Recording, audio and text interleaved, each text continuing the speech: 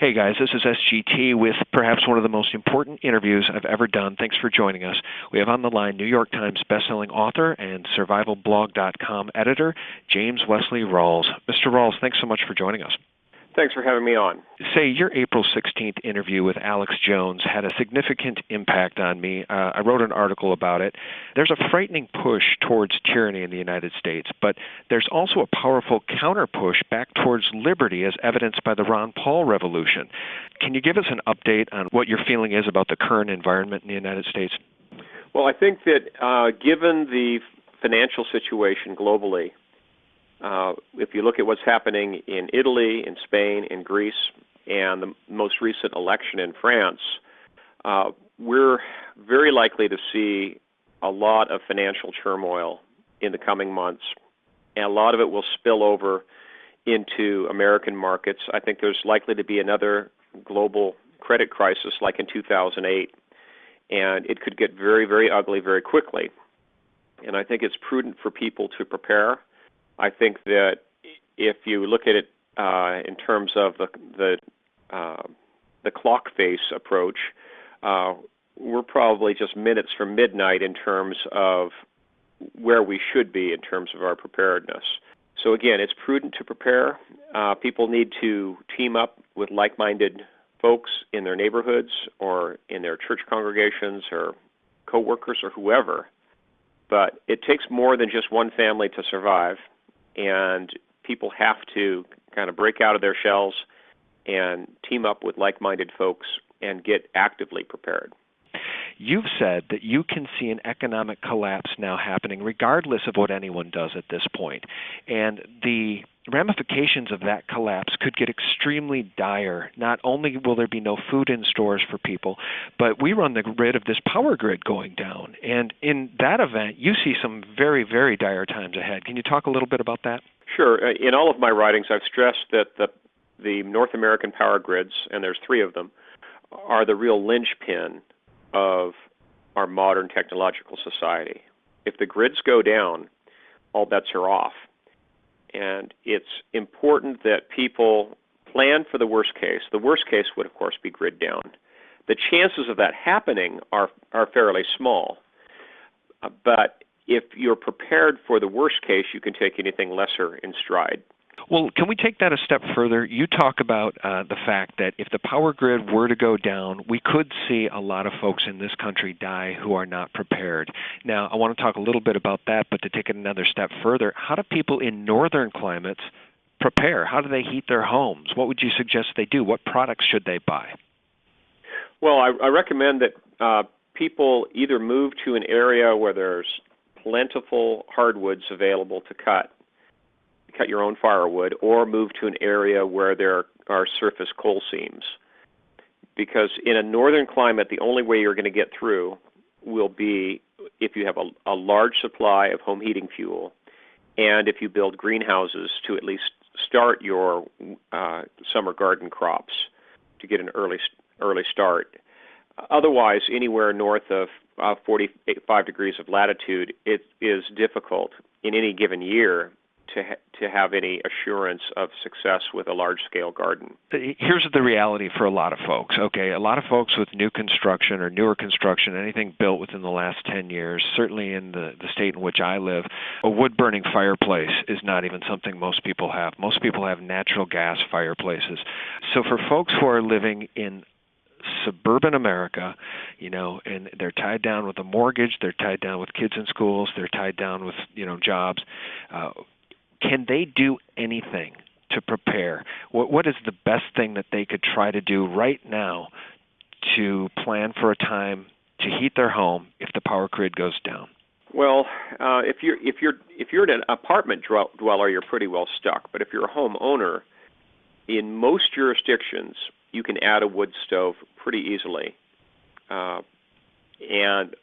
or put in a fireplace insert if you have a traditional 1950s through 1990s style brick fireplace. It's more or less a decorative fireplace, but by adding a fireplace insert, you can turn it into a proper airtight stove. That's probably the key thing that people should do. But beyond that, planning for a worst case if the power grid goes down. If you're in the suburbs, you really should team up with like-minded family members that live in the country. If you have country cousins, you need to get to know them very well, very quickly, and agree and make arrangements to pre-position a large quantity of your storage food at that country home where you can be more self-sufficient. Here I'm talking about an acreage, at least 10 acres, where you could put in a large-scale garden and hopefully well off the beaten track where you won't be in the path of either refugees or looters. Just to beat this thing to death a little further, because I'm hoping that there's a magic bullet here for folks who just have a single-family home, who I'm wishing you'd say, well, here's the generator you need to go out and buy, and here's the solar panels you hook it up to, and here's not that simple, unfortunately. The problem is human nature. You can be incredibly well prepared on a small suburban acreage and do some, really intensive double-dug gardening and raised beds and all that happy stuff. But if you have your neighbors pounding your door down because they're starving, all of your preparations are for naught. You really need, in a worst case, to be able to isolate yourself from that chaos. And that means geographic isolation. So unless you can move immediately well outside of a major urban area, your only other option, and it's not quite as good, but it's somewhat viable, is to team up with friends or family members that do live way out in the country and pre-position a lot of your gear there and the vast majority of your storage food, because you may literally only have one trip out of Dodge.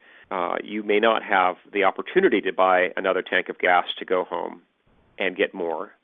Or by the time you get to that rural retreat, the opportunity to go back may be completely gone. Roads may be blocked. Highways and freeways may turn into giant linear parking lots. You may not have a chance to go back for a second load. So it's really important that the vast majority of what you have is pre-positioned there.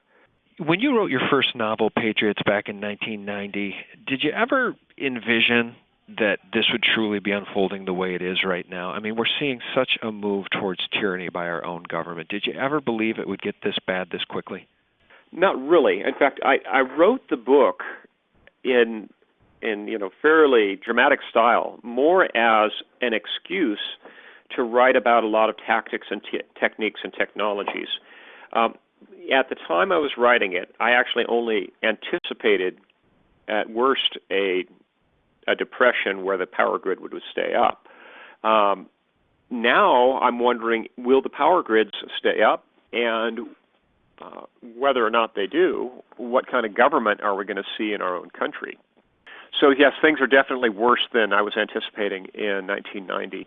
Just to circle back on the power grid issue, you noted in your interview with Alex Jones that if the power grid did fail, if it went down, to you that would be an indication that the powers that be have lost control. Now, I think many of us believe that what we're seeing with these economic dominoes, maybe this derivatives thing has completely gotten away from them and they're losing control of their own system. I think that there's a case to be made for that. Economically, yes, I think you're right. Okay. But in terms of the power grid, if they knock that leg out from underneath society, they can create a cascade of events that will be completely beyond their control. Okay. Martial law is not going to restore order if the power grid goes down and doesn't come back up within a few days. So if they intentionally collapse the power grid in the hopes that they're going to institute some form of tyranny in this country, I think they're sadly mistaken. They're going to end up swinging from lampposts. They'll be, hoisted by their own petard, to use the old naval term. So I don't think that is their goal. And I think they would be extremely foolish to attempt to institute total government by means of a grid collapse, unless it was very short term. Perfectly stated. Now let me ask you this. We see the DHS, the Department of Homeland Security, moving toward rolling out these MRAP, armored military vehicles, ordering hundreds of millions of hollow point bullets from ATK out of Anoka, Minnesota. We see so many things that are just overtly tyrannical. Why do you really think they're doing that? Because the counter push, for every action we see an opposite reaction. The opposite reaction to this is this And I keep coming back to it as just the biggest glimmer of hope, and it's the Ron Paul revolution. Tens of hundreds of thousands of Americans showing up at these rallies, showing up to support a constitutionalist and chanting together "End the Fed." That's truly revolutionary. So I see this yin and yang happening. What's your take on all of this? Well, I'm very hopeful for the political process as well. And in fact, if we were to see a deep economic depression, I think what will come out of it at the far end is not going to be more of the FDR-style big government solution with multiple alphabet soup agencies, like what came out of the Depression of the 1930s. I think that what we'll see instead is a return to government that lives within its means. People, if we do indeed see a collapse of the United States dollar, people are not going to want to see a repeat of the same problem. They'll insist that we have a currency that's backed redeemably with gold and silver, or gold or silver, I'm not sure. But people will insist upon that. They won't want to see the same mistakes repeated. It is so easy when you have a politician with an unlimited checkbook for them to become profligate spenders. People will realize that, and they will insist upon having a government that lives frugally, and that, and by the same token, if it's going to be a small government, it'll be an unobtrusive and unintrusive government. So it'll really be back to our constitutional roots in this country, if that's what happens. Thanks for watching Part 1. Don't miss Part 2, and be sure to visit sgtreport.com for all of my original content and the most important daily news. Thanks for watching.